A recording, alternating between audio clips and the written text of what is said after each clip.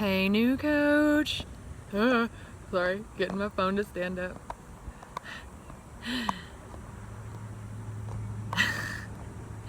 There. Sorry. Welcome to day 4.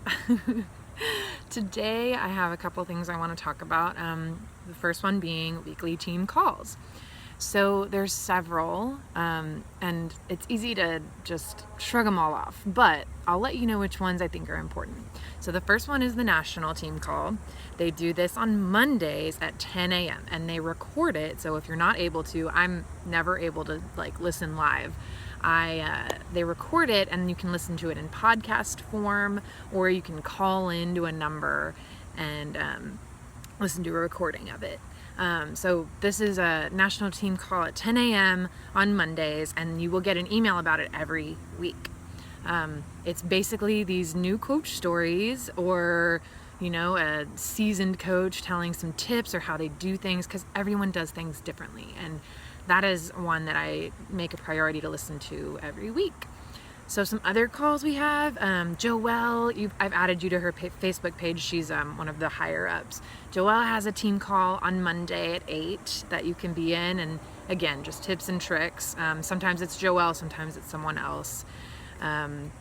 Wednesdays, Victoria, another upline diamond coach, she does a team call at 8 o'clock p.m. So both of those calls are also recorded, and I really like doing Victoria's call. Joelle's call I only do if I see a topic that interests me. She'll post the topics before the call happens. Victoria's I am able to do half the time, but I like hers because they're condensed down to about 8 people tops, maybe 6, and so it's easy to give your own input or hear other people's better. So it's more of a team collaboration feel. And then the ones I really try not to miss are Miranda's. Those are once a month, so easy to commit to, and on Thursdays. And the time is flexible. She kind of asks, she's like, what works better, 7:30 to 9 are these times? So I always try and make that one a priority because it's once a month and it's with 3 people, and there's some really good ideas thrown around and able to just collaborate with the team right in front of you. So those are the team calls that I want you to keep in mind. I should have mentioned at the beginning I'd probably get a pen out and write these down, because the next stuff I would also jot down in some notes. So the next thing I want to talk about is where to get your questions answered. If you have any questions, or if a customer asks you something and you're like, I don't know the answer to this, I can give you some resources on where to get some questions answered. So the first thing you can do is ask me. Just text me, or Facebook message me, email me. I will get back to you ASAP. If I'm not available, Google. Oh my gosh, yeah, that one is the fastest for sure.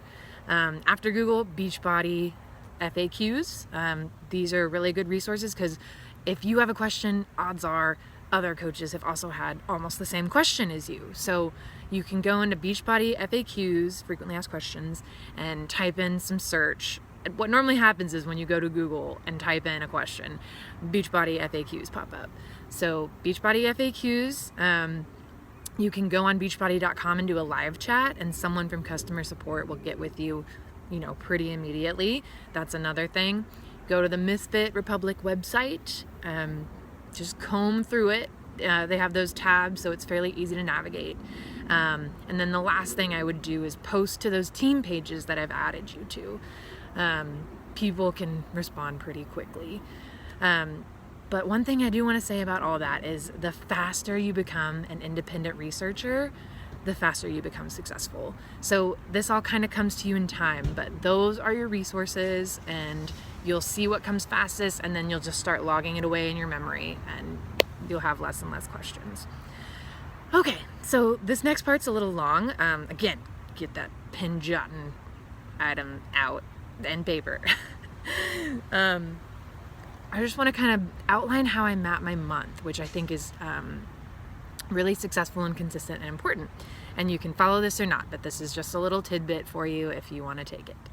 So the first week of the month, I start my challenge group, and I just do it that first Monday of the month. And so they tend to run for 21 days.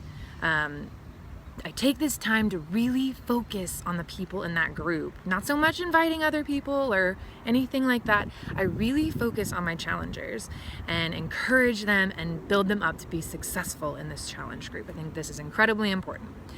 About midway through the month, I have a free group, and I start promoting this free group the second week of the month. Free groups are an incredible way to get challengers. So you can do a free group about healthy eating. You can do one about managing your time well or waking up early to be productive. It doesn't always have to be fitness related. Or you can start give a little taste of what a fitness regimen would be. A program like 21 Day Fix. This is a fun way to be creative. So I do those mid-month. And what you do is you get people to sign up for a free trial of Beachbody to do this, and really engage with these people. Hold the free group in the middle of the month. It can be anywhere from 3 days to 7 days, and just give them so much value, as much as you can give them, so that they want to work with you and they want to actually pay to be a challenger. So it's the building blocks for next month's challenge group. The third week of the month is when I try to invite people to What is Coaching, or host a live What is Coaching event to build my coaches.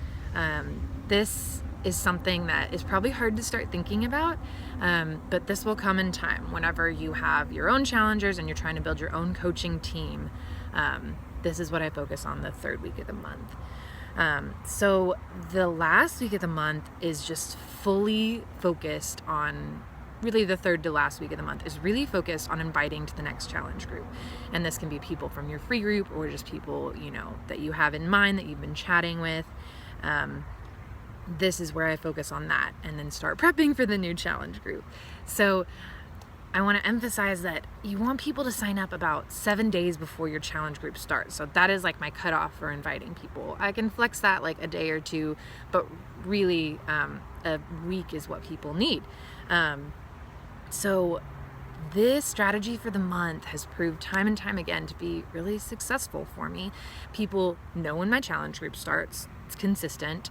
Free groups just come around, every month, and people are, understanding that I'm consistent and committed. So that is how I lay out my months. You can do it however you like. I hope you took some notes. You can ask me any questions again about day 4 of training. So, all right, that's it for today, and I will see you mañana for the final day.